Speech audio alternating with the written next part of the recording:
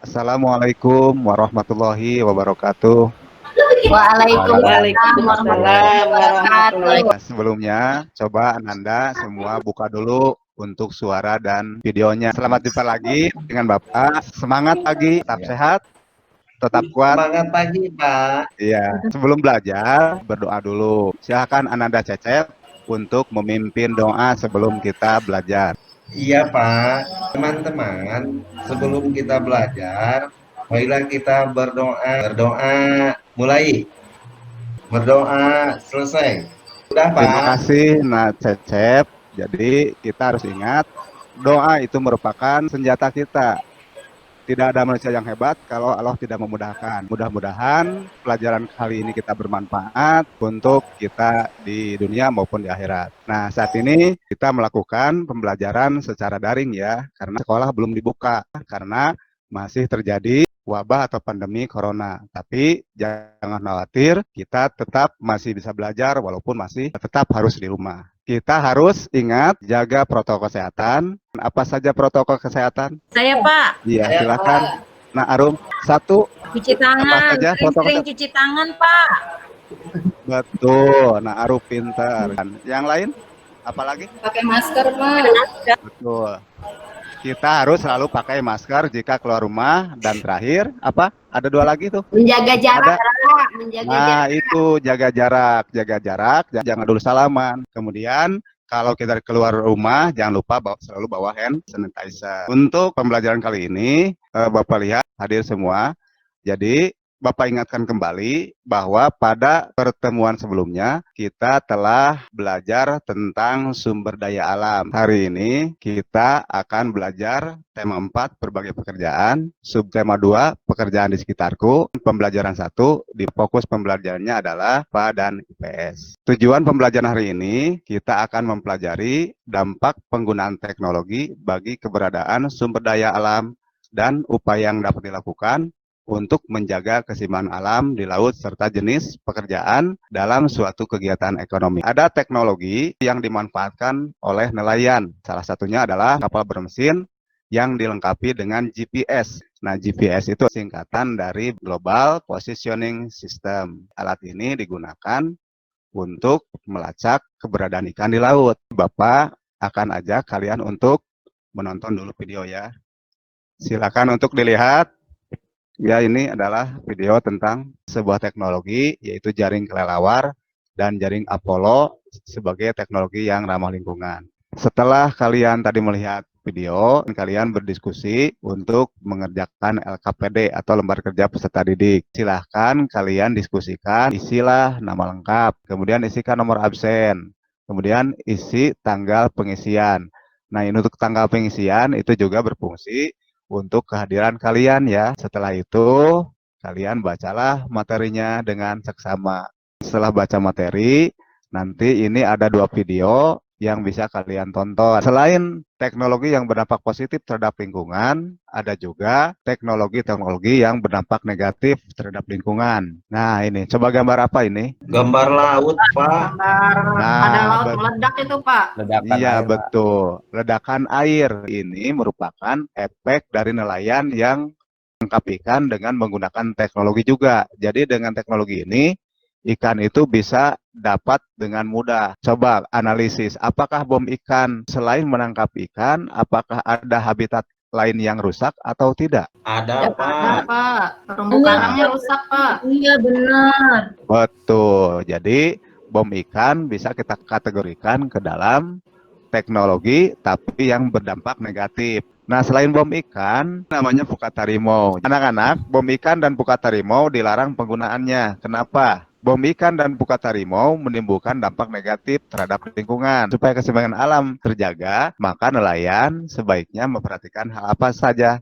Yang pertama, tidak menangkap ikan secara besar-besaran. Yang kedua, tidak menggunakan bahan peledak atau racun. Tidak menggunakan pukat harimau. Dan memperkirakan daur hidup ikan. Kita lihat perbedaan dan persamaan nelayan tradisional dan nelayan modern. Perbedaan dan persamaan tersebut Bapak sajikan dalam bentuk diagram pen. Untuk persamaan pertama adalah mencari ikan.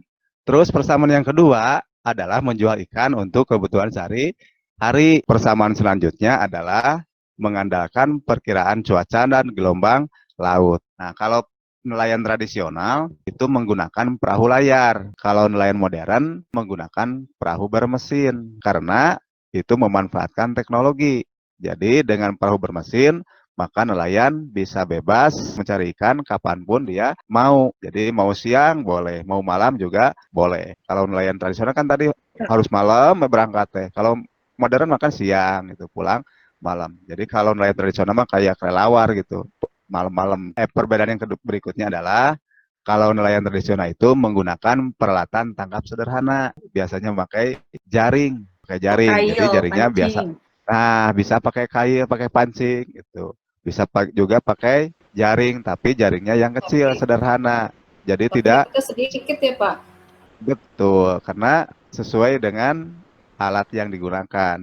Tetapi kalau nelayan modern itu menggunakan peralatan tangkap modern seperti pukat harimau. Itu jarinya sangat besar dan sangat rapat. Namun pukat harimau itu sudah dilarang, maka beralihlah ke teknologi yang ramah lingkungan seperti jaring kelelawar dan jaring Apollo. Selanjutnya, kalau nelayan modern ada kelebihannya, memanfaatkan gelombang suara atau sonar.